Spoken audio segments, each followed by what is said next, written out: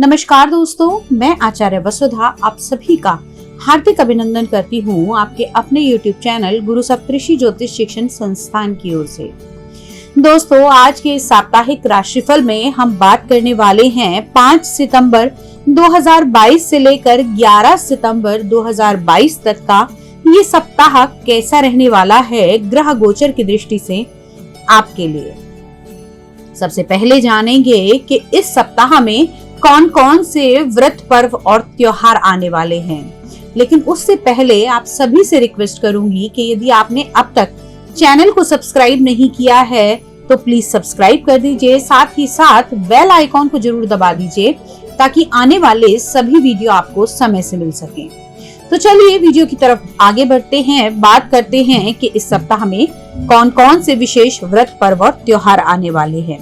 सबसे पहले 5 सितंबर को शिक्षक दिवस मनाया जाएगा। इसी दिन श्री चंद्र नवमी का त्योहार भी है। इसे भागवत का सप्ताह प्रारंभ भी मानते हैं। दशमी तिथि का क्षय रहेगा तथा 6 तारीख को जो लोग सामर्थ्य हैं वो लोग पद्मा एकादशी रखेंगे, लेकिन वैष्णव जन 7 सितंबर को पद्मा एकादशी का व्रत रखेंगे। इसी दिन श्री वामन जयंती भी है। अब 8 तारीख से पंचक आरंभ होंगे। 9 तारीख को यानी कि 9 सितंबर को अनंत चतुर्दशी का व्रत रखा जाएगा। इसी दिन भगवान गणपति का विसर्जन महोत्सव भी मनाया जाएगा। 10 सितंबर से श्राद्ध पक्ष आरंभ होगा तथा पहला श्राद्ध यानी कि पूर्णिमा का श्राद्ध इस दिन किया जाएगा। 11 सितंबर को जो लोग द्वितीया का श्राद्ध करना चाहते हैं वो 11 सितंबर को श्राद्ध कर सकते हैं। तो ये तो थे कौन कौन से व्रत पर्व और त्योहार इस सप्ताह आने वाले हैं। साथ ही साथ चंद्रमा जो लगातार राशि परिवर्तन करते रहते हैं हर 2.25 महीने में, तो उनका भी राशि परिवर्तन होगा। अब जान लेते हैं कि इस राशि परिवर्तन का आपके जीवन पर क्या प्रभाव पड़ने वाला है। आइए जानते हैं ग्रह गोचर की स्थिति। दोस्तों, किसी ने खूब कहा है, आज मुश्किल है कल थोड़ा बेहतर होगा। आज मुश्किल है कल थोड़ा बेहतर होगा, बस उम्मीद मत छोड़ना, भविष्य जरूर बेहतरीन होगा। ऐसे ही भविष्य को और बेहतरीन बनाने के लिए मैं आचार्य वसुधा लेकर आई हूँ आपके लिए आपका इस सप्ताह का राशिफल, जिसमें आप जानेंगे कि आपको क्या करना है, क्या नहीं करना और क्या करने से आपके भाग्य में उन्नति हो सकती है, सफलता आपके कदम चूम सकती है। तो दोस्तों, जानते हैं कैसा रहने वाला है मकर लगन वाले जातकों के लिए ग्रह गोचर की दृष्टि से ये सप्ताह आपके लिए। सबसे पहले जान लेते हैं कि आपकी कुंडली में क्या कहते हैं आपके सितारे।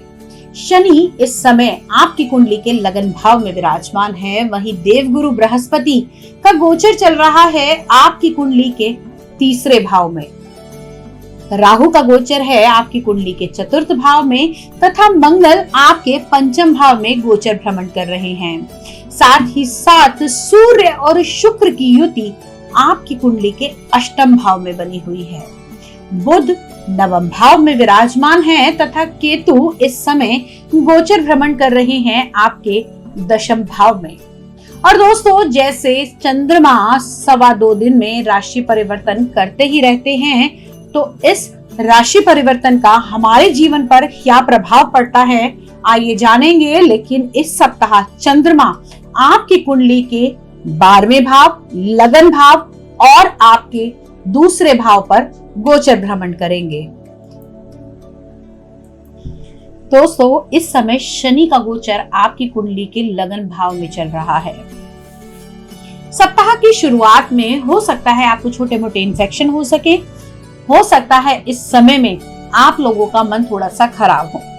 अगर हम मनोस्थिति की बात करें तो इस सप्ताह के 5 दिन आप लोगों के लिए थोड़ी से गड़बड़ा सकते हैं। जब चंद्रमा लगन में आएंगे और बनेगा विष योग आपके लगन भाव में, तो उस समय आपकी सोच थोड़ी नकारात्मक होगी। साथ ही साथ समय में आपका जीवन साथी पर बेवजह का शक जा सकता है। साथ ही साथ आपको ऐसा महसूस हो सकता है कि मैं इस समय सबसे ज्यादा अकेला हूं। तो उस समय से उभरने के लिए आप लोगों को चंद्रमा के मंत्रों का जाप करना चाहिए।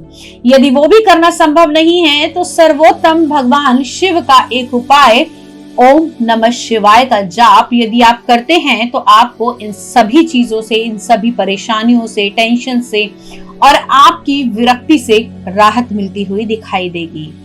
अब बात कर लेते हैं आप लोगों के दाम्पत्य जीवन के बारे में। तो जैसा हमने कहा कि इस समय में शनि की दृष्टि आपके सप्तम भाव पर पड़ रही है, जिसके कारण हो सकता है आपके दाम्पत्य जीवन में छोटी मोटी अड़चने, छोटी मोटी परेशानियां इस समय चल रही हों।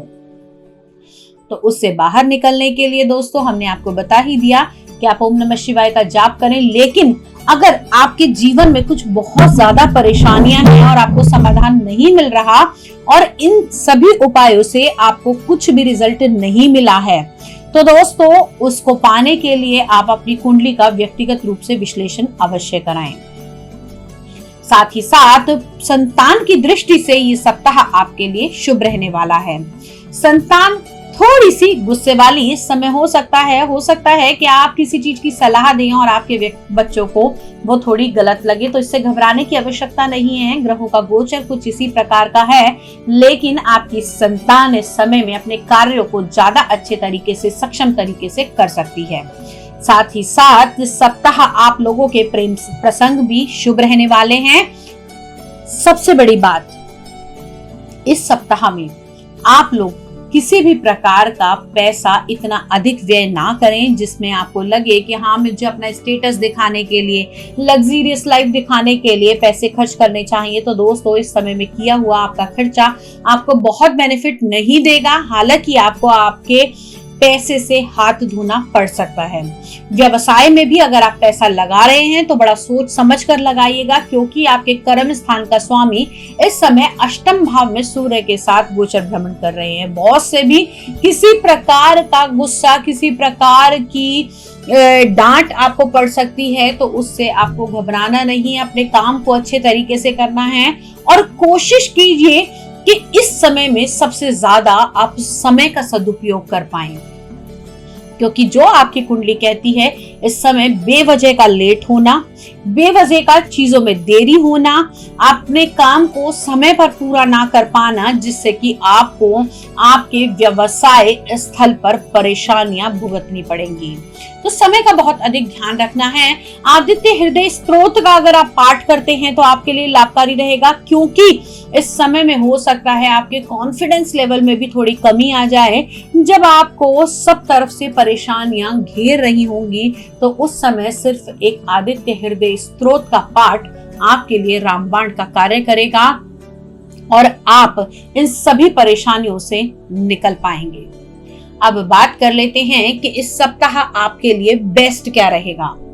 अगर आप कपड़े के बिजनेस में हैं या फिर आप लोगों का टेक्सटाइल में किसी चीज को बनाने का काम है या फिर उसको इंपोर्ट और एक्सपोर्ट करते हैं, तो आपके लिए वो टाइम पीरियड बहुत ही शुभ रहेगा। उस कार्य के लिए आप आगे बढ़ सकते हैं, लेकिन इन्वेस्टमेंट बहुत ज्यादा नहीं करनी है। बार बार आपको यही कहूंगी कि बहुत अधिक पैसा इस समय में ना फंसाएं। इस समय में लगाया हुआ पैसा आपको बहुत ज्यादा शुभ फल नहीं देगा। अब बात कर लेते हैं क्या करें और क्या ना करें। सबसे बड़ी बात, इस समय में अपने बच्चों के ऊपर ज्यादा दबाव न डालें और साथ ही साथ अगर किसी बड़े कंपटीशन लेवल के लिए तैयारी कर रहे थे तो कोशिश कीजिए कि भगवान भैरव का पाठ करके आप अपने घर से निकलें उस कंपटीशन के लिए।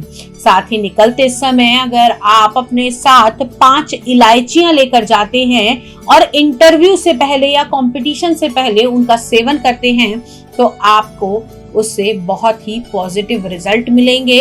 हो सकता है कि जितनी तैयारी आपने की हो उससे अधिक आप अपने काम में कर पाएं। लकी कलर आप लोगों के लिए इस सप्ताह रहने वाला है ग्रीन कलर और लकी नंबर आपके लिए रहेगा नंबर 2।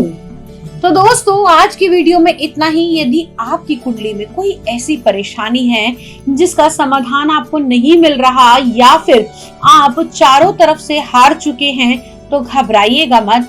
गुरु सप्तऋषि ज्योतिष शिक्षण संस्थान का हाथ आपके साथ है, आप उसे पकड़कर आगे बढ़ सकते हैं।